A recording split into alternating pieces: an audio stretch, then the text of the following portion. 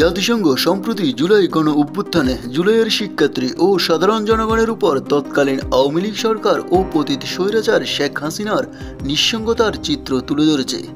এর ফলে বাংলাদেশের রাজনীতিতে হাসিনার কেরিয়ার শেষ হয়ে গেছে বলে সম্প্রতি এক ফেসবুক স্ট্যাটাসে এমনটাই জানিয়েছেন প্রধান উপদেষ্টা ডক্টর মোহাম্মদ ইউনূসের পেশ সচিব শফিকুল আলম।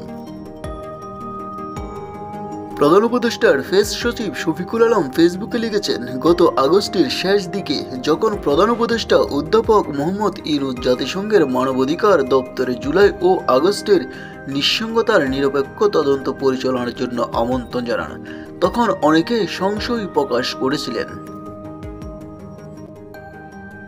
অন্যদিকে কেউ কেউ মনে করে দিয়েছেন পুরনো বাংলায় একটা প্রবাদ আছে, খাল কেটে কুমির আনার ব্যবস্থা হয়েছে। অনেকে আশঙ্কা করিয়েছেন জাতিসংঘের অপ্রয়োজনীয়ভাবে বাংলাদেশের অভ্যন্তরীণ বিষয়ে হস্তক্ষেপ করবে না, হয়তো এমন একটি আপোসকামী প্রতিবেদন দেবে।